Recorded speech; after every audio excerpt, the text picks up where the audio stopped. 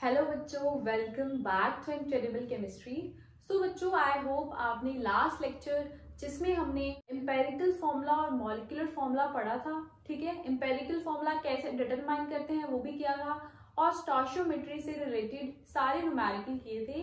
अगर आपने वो वीडियो नहीं देखी है तो बच्चों आपको वो डिस्क्रिप्शन बॉक्स या आई बटन में मिल जाएगी। एंड बच्चों, if you are new to channel please subscribe my channel.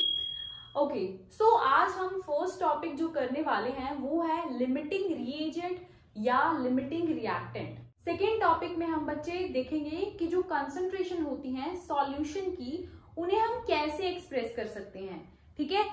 That is in form of mass percent, जिसे हम वेट परसेंट भी बोलते हैं, in form of mole fraction भी कर सकते हैं। थर्ड कैटेगरी है मोलारिटी, ठीक है। फिर हम मोलालिटी पढ़ेंगे और उसके बाद हम नॉर्मेलिटी देखेंगे क्या होता है, इनके फॉर्मूलाज और इनके रिलेटेड जो भी न्यूमेरिकल्स हैं वो हम देखेंगे। ओके बच्चों, हमारा फर्स्ट टॉपिक है लिमिटिंग रीएजेंट या कई बार हम इसे लिमिटिंग रिएक्टेंट भी बोलते हैं।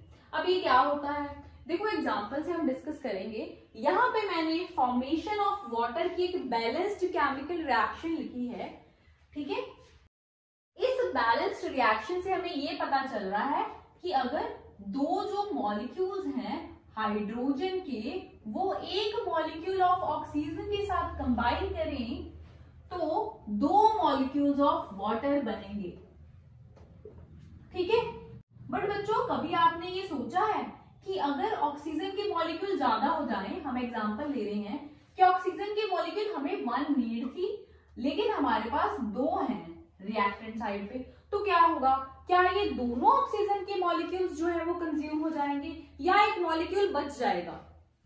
तो बच्चों, जितनी नीड है उतने मॉलिक्यूल्स ही कंज्यूम होंगे, यानी एक मॉलिक्यूल कंज्यूम होगा और यहाँ पे जो एक मॉलिक्यूल है वो एक्सेस में है, वो बच जाएगा, वो रिएक्ट नहीं करेगा। यानी कि यहाँ पे ऑक्सीजन जो है वो एक्सेस रिएक्टेंट है और जो हाइड्रोजन है वो लिमिटिंग रिएजेंट है। अगर यहाँ पे 4 मॉलिक्यूल्स होते तो वो 2 से रिएक्ट करके 4 मॉलिक्यूल्स ऑफ वाटर बनाते, लेकिन यहाँ पे 2 अगर मॉलिक्यूल हैं, ये चाहे 2 हैं भी, बट ये एक मॉलिक्यूल रिएक्ट करेगा, एक अनरिएक्टेड रह जाएगा। सो बच्चों, डेफिनेशन पे अगर हम आए तो हम कह सकते हैं कि ऐसा रिएक्टेंट जो सारा कंज्यूम हो जाए, जब रिएक्शन कंप्लीशन पे आती है तो उसे लिमिटिंग रिएजेंट बोलते हैं। यहाँ पे ये वाला रिएक्टेंट सारा कंज्यूम हो जाएगा। जब वाटर मॉलिक्यूल बनेगा तो जो हाइड्रोजन है वो लिमिटिंग रहेगा और ऑक्सीजन है एक्सेस रिएजेंट रहेगा। लिमिटिंग रिएजेंट पे एक न्यूमेरिकल देखते हैं। उन्होंने बोला है कि 50 ग्राम ऑफ जब नाइट्रोजन है वो 50 किलोग्राम नाइट्रोजन जब 10 किलोग्राम हाइड्रोजन से रिएक्ट करती है तो वो NH3 अमोनिया बनाती है।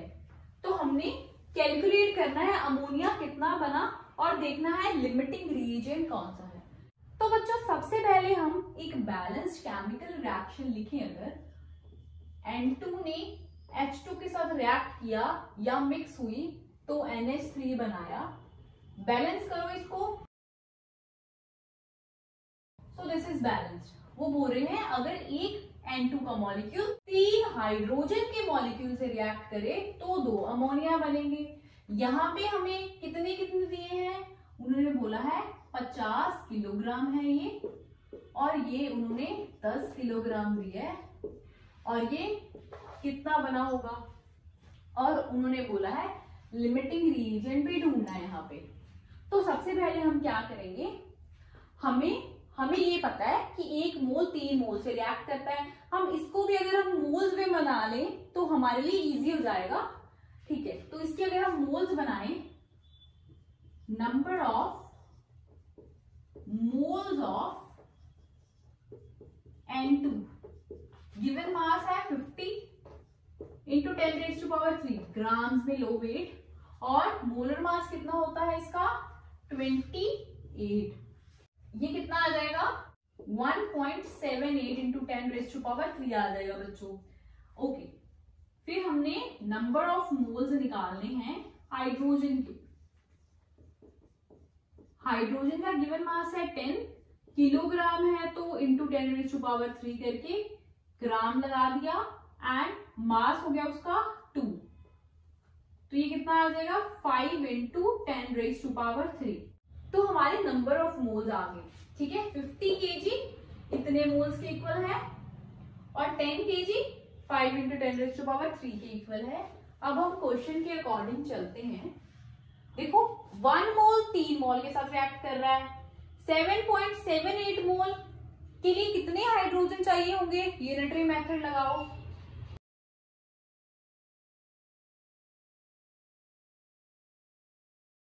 One mole of nitrogen react with 3 moles of hydrogen.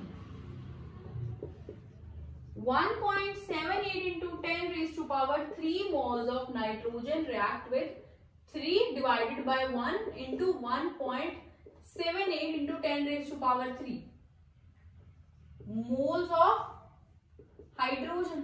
कितना आंसर आएगा 5.34 इंटू 10⁻³ मोल्स ऑफ हाइड्रोजन। लेकिन हमारे पास 5 इंटू 10⁻³ है, यानी कि बच्चों जो हाइड्रोजन है वो लिमिटेड है। ठीक है, इतने मोल्स हमारे पास नाइट्रोजन के तो हैं, इतने मोल्स हाइड्रोजन के नहीं हैं। सो हाइड्रोजन पहले तो यहाँ पे हाइड्रोजन एक लिमिटिंग रिएजेंट है। ठीक है, अगर ये लिमिटिंग रिएजेंट है और इतने मोल्स हमारे पास नहीं हैं, तो इतने मोल्स के साथ कितने मोल्स नाइट्रोजन के लगेंगे वो हम ऐसे देख सकते हैं। देखो 1 गुना नाइट्रोजन थी, 3 गुना हाइड्रोजन है, तो अगर जो हाइड्रोजन है वो 5 इंटू 10⁻³ है, ठीक है, हाइड्रोजन रिएक्ट विद, इसका अगर हम डिवाइडेड बाय 3 कर दें, क्योंकि ये 3 गुना चाहिए, ये 1 गुना चाहिए, तो जितने मोल्स रिक्वायर्ड है नाइट्रोजन के वो आ जाएंगे into 10⁻³ divided by 3 moles of N2 required 1.66 into 10⁻³ आ रहा है, यानी कि 1.66 और 5 इंटू 10⁻³ जो मोल्स हैं वो रिएक्ट करेंगे। लेकिन अब हमें यहाँ पे अमोनिया देखना है कितना बनेगा, तो यहाँ पे इतने मोल्स ऑफ हाइड्रोजन के और इतने N2 के लग रहे हैं, कोई भी उठा लो और अमोनिया निकाल लो।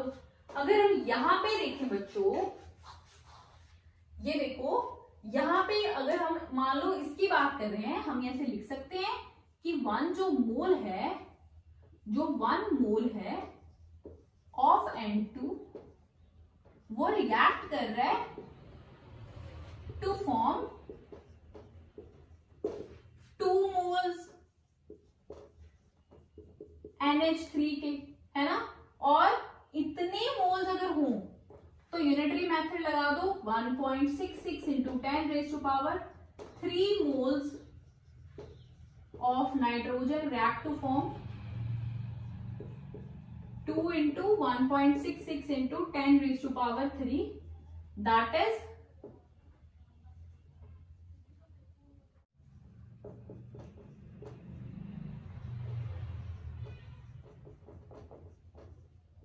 ये रहा आपका आंसर।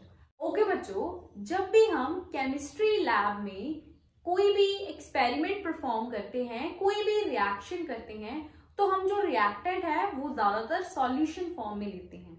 तो वो सॉल्यूशन की कंसंट्रेशन क्या होती है उसे जानना बहुत इंपॉर्टेंट है। उस कंसंट्रेशन को आप 5 मेथड्स के साथ रिप्रेजेंट कर सकते हो। ठीक है, वो भी हम यहाँ पे डिस्कस करेंगे। सबसे पहले हम ये देख लेते हैं कि अगर हमने सॉल्यूशन बोला है तो सॉल्यूशन क्या है। सॉल्यूशन में बच्चों बेसिकली 2 कंपोनेंट्स होते हैं, एक सॉल्यूट होता है, एक सॉल्वेंट होता है। जो सॉल्यूट होता है वो हमेशा लेस अमाउंट में प्रेजेंट होगा और जो सॉल्वेंट होता है वो हमेशा ज्यादा अमाउंट में प्रेजेंट होगा। अगर हम एग्जांपल लेते हैं बच्चों NaCl सॉल्यूशन की, तो हम क्या करेंगे, तो हम 1 गिलास पानी ले लेंगे, उसमें 1 स्पून जो है वो NaCl यानी नमक डाल देंगे। यहाँ पे जो वाटर है वो सॉल्वेंट है क्योंकि हमने वो ज्यादा लिया है कंपेयर टू सॉल्यूट। सॉल्यूट है NaCl नमक, वो हमने कम लिया है, ठीक है। यानी कि ज्यादातर जो सॉल्वेंट है वो ज्यादा प्रेजेंट होगा और बच्चों वो ज्यादातर वाटर ही होता है सॉल्वेंट, ठीक है। और जो सॉल्यूट होता है वो लेस अमाउंट में प्रेजेंट है। और मैंने क्या लिखा है, amount of solute present in given solvent या सॉल्यूशन इज कॉल्ड कंसंट्रेशन। जितना अमाउंट ऑफ सॉल्यूट एक सॉल्वेंट में या सॉल्यूशन में प्रेजेंट है वो उसकी कंसंट्रेशन कहलाएगी। यानी अगर सॉल्यूट ज्यादा है कंसंट्रेशन ज्यादा है, अगर सॉल्यूट कम है तो कंसंट्रेशन कम है। अब ये जो सॉल्यूशन है उसकी कंसंट्रेशन होगी, उसकी कंसंट्रेशन हम कैसे एक्सप्रेस कर सकते हैं, किस यूनिट्स में लिखेंगे वो देखेंगे हम, ठीक है। सबसे पहले आता है मास परसेंट, या इसको वेट परसेंट भी बोलते हैं, इसलिए इसको W/W लिखते हैं। इसमें बच्चों क्या होता है, हमने मास जितना सॉल्यूट का लिया है उसको जितना मास सॉल्यूशन का बन गया उससे डिवाइड कर देना है, ठीक है। और परसेंट है तो 100 के साथ मल्टीप्लाई कर देना है, ठीक है। और इसके यूनिट्स क्या रहेंगे, परसेंट है तो परसेंट डाल देना। और बच्चों हम इसको ऐसे भी लिख सकते हैं, जो मास ऑफ सॉल्यूट है उसको हम WB के साथ रिप्रेजेंट करेंगे। और मास ऑफ सॉल्यूशन में देखो सॉल्यूट भी था और सॉल्वेंट भी था, तो हमने मास ऑफ सॉल्यूट भी लिख दिया, ये सॉल्यूट है और ये सॉल्वेंट है, दोनों को ऐड करके मास ऑफ सॉल्यूशन बन गया into 100 कर दिया।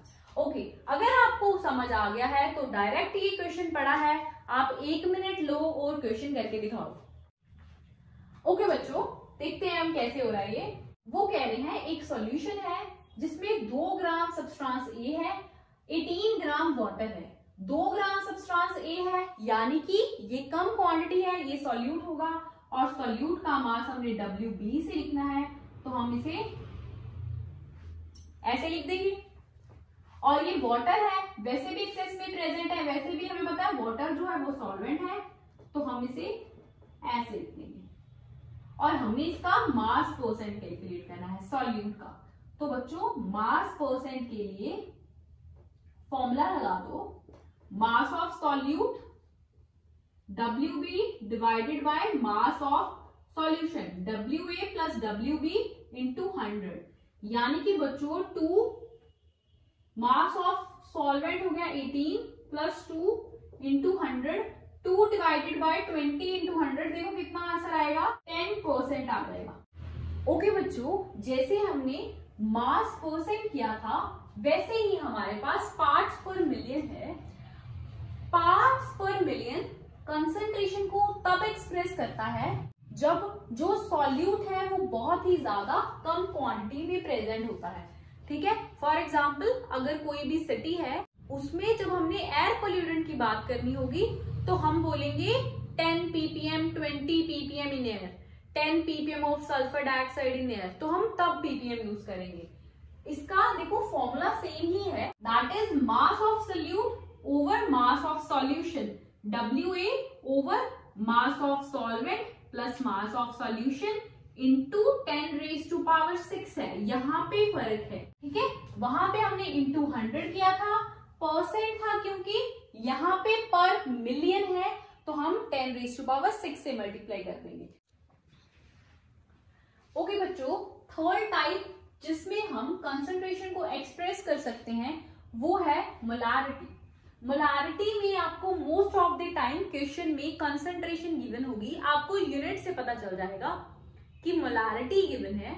ओके, देखो वो कह रहे हैं कि अगर हम number of moles of solute को वॉल्यूम ऑफ सॉल्यूशन से डिवाइड कर दें तो मोलारिटी आ जाएगी। लेकिन बच्चों आपने ये ध्यान रखना है कि जो वॉल्यूम ऑफ सॉल्यूशन है वो लीटर्स में होना चाहिए। और देखो सेकेंड फॉर्मूला मैंने क्या लिखा है कि अगर जो वॉल्यूम ऑफ सॉल्यूशन है वो ml में या सेंटीमीटर क्यूब में गिवन है तो आपको उसको 1000 से मल्टीप्लाई करके लीटर्स में कन्वर्ट कर लेना है।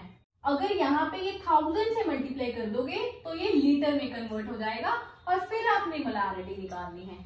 ये चीजें आपने ध्यान रखनी है। देखो बच्चों, क्वेश्चन में तो ऐसा लग रहा होगा कि 2 स्टेप्स हैं, नंबर ऑफ मोल्स निकाले, वॉल्यूम के साथ डिवाइड किया और आंसर आ गया। लेकिन आपको ऐसे न्यूमेरिकल की बहुत प्रैक्टिस करके ही हर तरह का न्यूमेरिकल निकाल पाओगे। ठीक है, हम अभी 2-3 क्वेश्चंस करेंगे इसके। ओके, और इसके यूनिट्स बच्चों मोल पर लीटर, क्योंकि मोल है ऊपर वाले न्यूमिनेटर के यूनिट्स मोल आ जाएंगे, वॉल्यूम के लीटर आ जाएंगे। मोल पर लीटर हो गया, जिसको हम मोलर भी बोलते हैं और एम के साथ भी कई बार लिखा होता है। और ये टेम्परेचर के साथ जो मोलारिटी है वो चेंज होती है, क्योंकि देखो बच्चों जो मोलारिटी है उसमें वॉल्यूम इन्वॉल्व है, और जो बच्चों वॉल्यूम होती है वो हमेशा एक्सपैंड हो जाती है या कॉन्ट्रैक्ट हो जाती है जब भी टेम्परेचर बदलता है। ठीक है, सो इसीलिए बोलते हैं कि मोलारिटी जो है वो इतना अच्छा यूनिट नहीं है टू एक्सप्रेस कंसंट्रेशन। फिर भी ये बहुत इंपॉर्टेंट है, आपको क्वेश्चंस में मोलारिटी और मोलालिटी इसके बाद जो करेंगे ये दोनों ही दिखेंगे। Let's see numericals. First numerical देखो बच्चों राइट हैंड साइड पे, what is concentration of sugar. Sugar का फॉर्मूला दिया है हमें, उन्होंने बच्चों कंसंट्रेशन पूछा यहाँ पे, और हमें कंसंट्रेशन हमें नहीं पता किस में एक्सप्रेस करें। हमने मास परसेंट से भी एक्सप्रेस कर सकते हैं, हम मोल फ्रैक्शन से भी एक्सप्रेस कर सकते हैं, हम मोलारिटी से भी एक्सप्रेस कर सकते हैं, लेकिन उन्होंने लिख दिया यूनिट्स मेंशन कर दिए कि मोल पर लीटर में एक्सप्रेस करो, यानी मोलारिटी निकालो। अगर 20 ग्राम जो है वो डिसॉल्व हुआ है वाटर में और उस जो सॉल्यूशन है उसकी वॉल्यूम जो है वो 2 लीटर बन गई है। ठीक है, सॉल्यूशन फर्स्ट का देखो, सबसे पहले देखो सॉल्यूट जो है 20 ग्राम गिवन है, तो हम W भी लिख देंगे 20 ग्राम।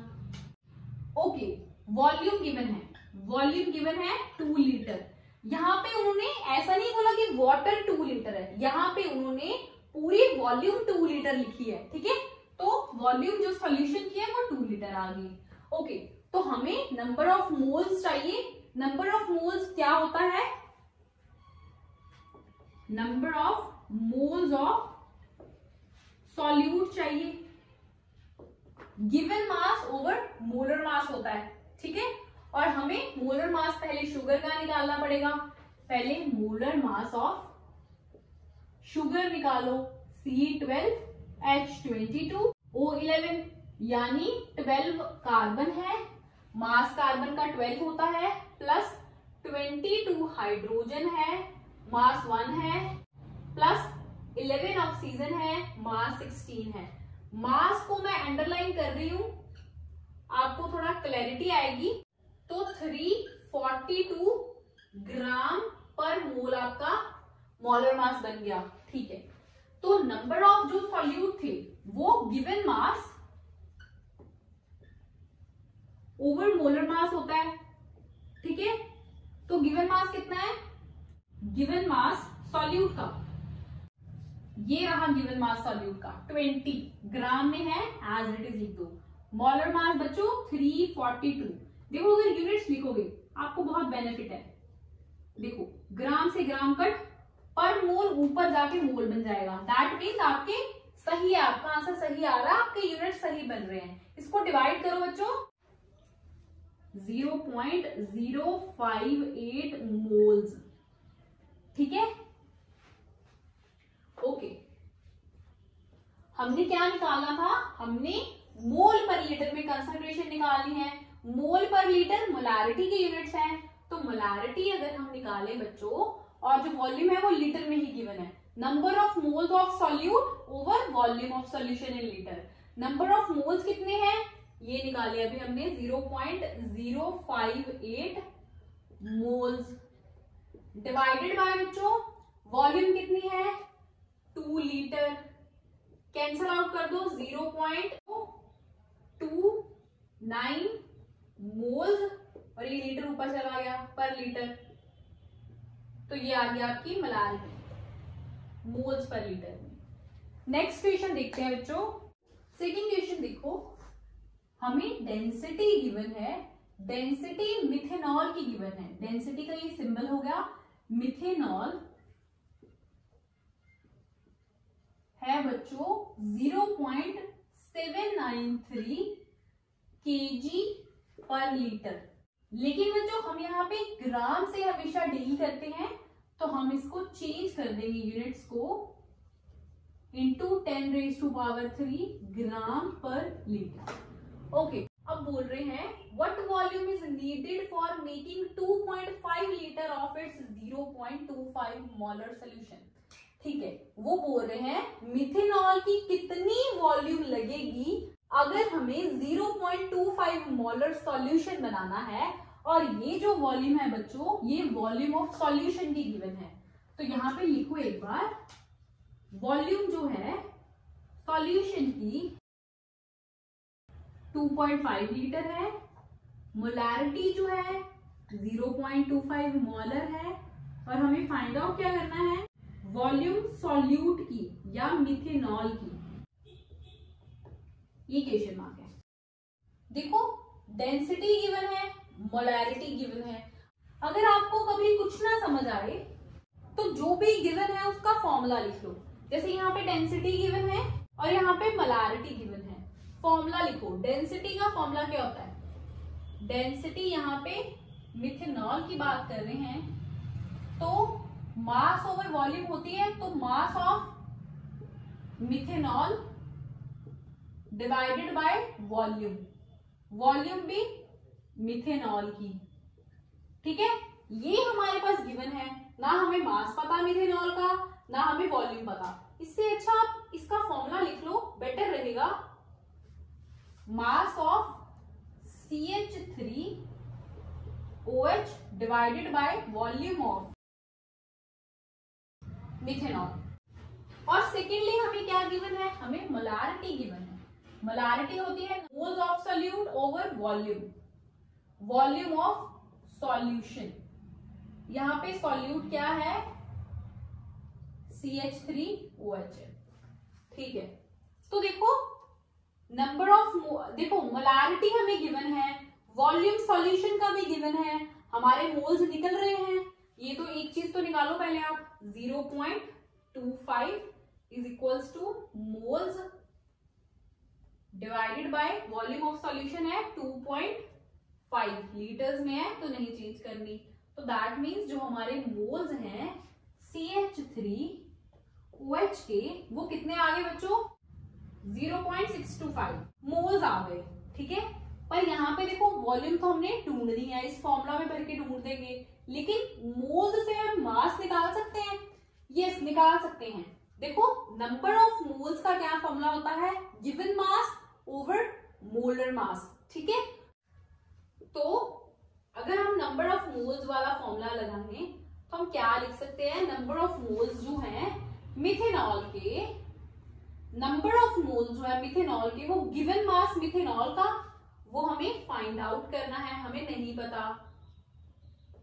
ठीक है, divided by number of moles given mass over molar mass methanol का। मोलर मास कितना होता है, 12 प्लस 3 15, 15 प्लस 1 ये भी ले लो 16, 16 प्लस 16 32। नंबर ऑफ मोल्स यहाँ पे लिख दो 0.625। मास निकल जाएगा आपका, मास आ जाएगा बच्चों 20 ग्राम। यहाँ पे फिल कर दो। डेंसिटी कितनी है, 0.793 इंटू 10⁻³ वॉल्यूम निकालनी है, इज इक्वल्स टू मास है 20 divided by volume. Volume left hand side चली जाएगी और 0.793 इंटू 10⁻³ 20 के साथ डिवाइड हो जाएगा और आंसर आ जाएगा बच्चों 25.2 मिलीलीटर। ओके बच्चों, फोर्थ टाइप पे आओ। This is molarity. पहले हमने मोलारिटी किया था, वो ऐसे लिखा था हमने, मोलारिटी। R है यहाँ पे L है। इसको हम कैपिटल M से डिनोट करते थे, उसको स्मॉल m से करेंगे। ठीक है, फॉर्मूला सेम है, सिर्फ इतना ही फर्क है, नंबर ऑफ मोल्स से वहां पे हमने वॉल्यूम ऑफ सॉल्यूशन से डिवाइड किया था, यहाँ पे हमने मास से, मास ऑफ सॉल्वेंट जो कि केजी में होना चाहिए, इससे डिवाइड किया है। अगर ग्राम में है तो 1000 से मल्टीप्लाई कर दो, केजी में कन्वर्ट हो जाएगा। एंड बच्चों इसके यूनिट मोल पर केजी है। न्यूमिनेटर में नंबर ऑफ मोल्स के यूनिट मोल्स रहेंगे, मास ऑफ सॉल्वेंट के केजी रहेंगे, मोलर और स्मॉल एम भी लिखा होता है क्वेश्चन में। और बच्चों इसकी एक एडवांटेज है ओवर मोलारिटी कि ये टेम्परेचर के साथ ये चेंज नहीं होती। आप गर्मियों में देखो, सर्दियों में देखो, टेम्परेचर 2 डिग्री ज्यादा है कम है, जो मोलारिटी है वो उतनी ही रहेगी। ठीक है, आप इसमें एक्सप्रेस कर सकते हो क्योंकि बच्चों इसमें वॉल्यूम की इन्वॉल्वमेंट नहीं है और जो मास है वो चेंज नहीं होता विद टेम्परेचर। मोल फ्रैक्शन में भी हमने सेम बात की थी कि चेंज नहीं होती है विद टेम्परेचर। क्वेश्चन की बात करें, यहाँ पे बच्चों मैंने एक ऐसा क्वेश्चन लिया है जिसमें मोल फ्रैक्शन गिवन है और हमें मोलारिटी निकालनी है। ठीक है, यानी कि यहाँ पे 2 फॉर्मूला लगेंगे, मोल फ्रैक्शन वाला तो लगेगा ही, पहले इसको खोलना पड़ेगा और फिर मोलारिटी देखेंगे। देखो पहले तो मोल फ्रैक्शन मिथेनॉल की गिवन है। मिथेनॉल जो है सॉल्यूशन ऑफ मिथेनॉल है वाटर में होगा, तो मिथेनॉल सॉल्यूट है, ठीक है, और वाटर सॉल्वेंट है। तो अगर बच्चों मोल फ्रैक्शन मिथेनॉल सॉल्यूट है बी की 0.25 है, जो मिथेनॉल है उसमें जो सॉल्वेंट है बच्चे वो वाटर है। ठीक है, सबसे पहले बच्चे हमें मोलारिटी में क्या चाहिए होता है। मोलारिटी में अगर हम यहाँ पे मोलारिटी का फॉर्मूला लिखें तो molarity is equals to number of moles of solute to that of mass of solvent. ठीक है, हमारे पास ना ही number of moles of solute है ना ही मास ऑफ सॉल्वेंट है, लेकिन हमारे पास मोल फ्रैक्शन है। तो हम क्या करेंगे बच्चों, हम सबसे पहले नंबर ऑफ मोल्स निकालेंगे। ठीक है, तो हम बच्चों लेट कर लेते हैं टोटल नंबर ऑफ मोल्स 1 है। ठीक है, तो अगर हम इसको खोलें XP किसके इक्वल होता है, number of moles of solute over total number of moles, that is XB की वैल्यू है, NB हमें नहीं पता, टोटल नंबर ऑफ मोल्स 1 है, दैट मीन्स जो number of moles of B है वो 0.25 आ गए। ठीक है, अगर नंबर ऑफ मोल्स ऑफ जो सॉल्यूट है वो 0.25 है बच्चों, और ऐसे ही बच्चों आप Na की निकाल लो, Na आ जाएगा 0.65। ठीक है, ये दोनों निकल गए। अब देखो number of moles of solute निकल गए, ये वाला क्वेश्चन निकल गया। ये क्वेश्चन हमने बच्चों अभी लास्ट क्वेश्चन में किया था, हमारे पास मोल्स गिवन थे, हमने मास निकाला था। कैसे निकाला था, नंबर ऑफ मोल्स वाले फॉर्मूला से number of moles of solute है, ए लिख रही हूं यहाँ पे, is equals to mass, given mass होता है ओवर मोलर मास होता है। ठीक है, नंबर ऑफ मोल्स कितने हैं ए के, ये रे नंबर ऑफ मोल्स 0.65। ठीक है, this is symbol of number of moles of A और A is solvent here, is equals to mass हमने निकालना है, किसका निकालना है, ए का। वाटर है ना यहाँ पे सॉल्वेंट। ओके, उसका मोलर मास होता है 18, मल्टीप्लाई कर दो, देखो मास कितना आएगा, ए का जो यूज हुआ है, मास ऑफ ए 13.5 ग्राम आ गया। अब देखो आपके पास number of moles of A over mass of solvent present है। ठीक है, 0.25, मास देखो सॉल्वेंट का वो पड़ा 13.5 ग्राम है, 1000 से मल्टीप्लाई कर दो तो क्या आंसर आएगा बच्चों, 18.5 molar. This is your answer. Okay बच्चों, नेक्स्ट है हमारे पास नॉर्मैलिटी। नॉर्मैलिटी आपके एनसीईआरटीज में तो नहीं गिवन, बट फिर भी हम यहाँ पे देखेंगे, इंपॉर्टेंट है ये पार्ट भी। नॉर्मैलिटी बच्चों number of gram equivalents over volume of solution है। अब नंबर ऑफ ग्राम इक्विवेलेंट्स क्या होते हैं, वो होते हैं बच्चों mass of solute over equivalent weight. अब इक्विवेलेंट वेट क्या है, वो है molar mass over n factor.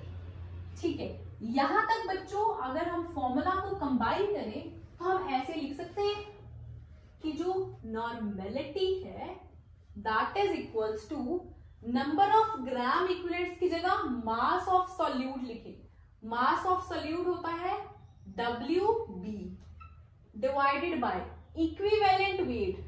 Equivalent weight को सब्स्टिट्यूट करके फॉर्मूला लिखो, उसको molar mass divided by n factor था तो ये n ऊपर चला जाएगा। ठीक है, ठीक है, ये वाला फॉर्मूला पूरा हो गया। मास भी लिख लिया, इक्विवेलेंट वेट भी लिख लिया। ठीक है, यहां पे आओ, ये वॉल्यूम रहेगी। तो नंबर ऑफ ग्राम इक्विवेलेंट्स ये हो गए नंबर ऑफ ग्राम इक्विवेलेंट्स। तो इसको हमने वॉल्यूम के साथ डिवाइड करना था, तो वॉल्यूम यहां पे आ गई। अगर आप ध्यान से देखो तो this is formula of molarity और इनटू n। तो अगर हम मोलैरिटी निकाल लें और उसको n फैक्टर से मल्टीप्लाई कर दें तो नॉर्मैलिटी आ जाएगी। एक बार कॉपी पेन उठा के इसको पूरा फुल फॉर्म में लिख के वो फॉर्मूला बनाने की कोशिश करो, बन जाएगा। ओके, अगर हम n फैक्टर की बात करें तो n फैक्टर देखो, एसिडिटी और बेसिसिटी बोलते हैं इसे। एसिड्स के लिए बेसिसिटी होती है, यानी कि number of H positive ions जितने रिलीज होंगे।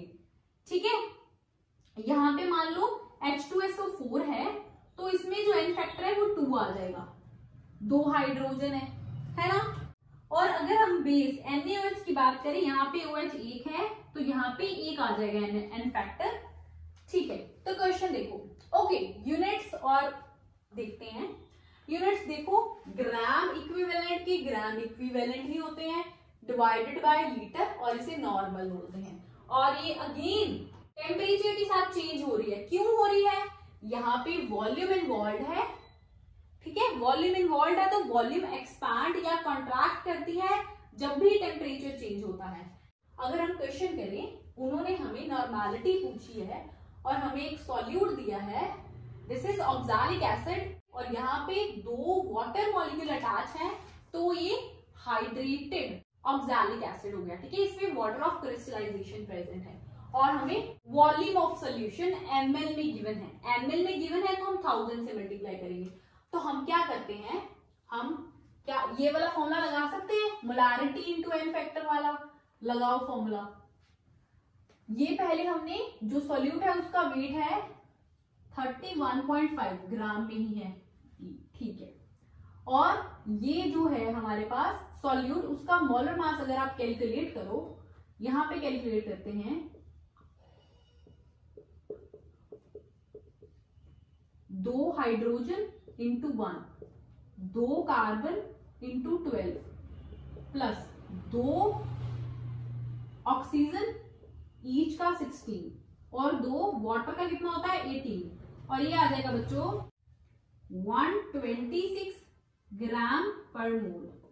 ठीक है, तो यहाँ पे मोलर मास देखो कितना है, ऑक्सैलिक एसिड का 126 ग्राम पर मोल इनटू क्या है n। इसमें हाइड्रोजन 2 है, वाटर मॉलिक्यूल को नहीं आपने कंसिडर करना, आपने number of H positive ions, यहाँ पे इसके H पॉजिटिव आयंस बनेंगे। ठीक है, तो यहाँ पे 2 आ जाएगा divided by volume, volume of solution, वो वॉल्यूम ऑफ सॉल्यूशन था ना 1250 ml है, 1000 से मल्टीप्लाई कर दो। देखो मैंने एक ही फॉर्मूला लगा के क्वेश्चन सॉल्व कर दिया है, लेकिन आप सेपरेट सेपरेट करोगे पेपर में, नहीं तो आप पहले ये पूरा डिटेल, ये फॉर्मूलाज थे उससे हमने ये फॉर्मूला बनाया, फिर आप इस फॉर्मूला में पुट कर दो। ओके, आंसर आएगा 0.4 ग्राम इक्विवेलेंट पर लीटर या नॉर्मल लिख दो। ओके, आई होप आपको लेक्चर समझ आया होगा। अगर आपको कोई भी कंफ्यूजन है तो आप मुझे कमेंट बॉक्स में प्लीज बताओ। एंड बच्चों, मैं आपको कुछ क्वेश्चंस दे रही हूँ, ठीक है, नेक्स्ट लेक्चर में हम इन्हें डिस्कस करेंगे। एंड बच्चों, आप इसका आंसर कमेंट बॉक्स में भी मुझे बता सकते हो। ओके बच्चों, थैंक यू फॉर वॉचिंग।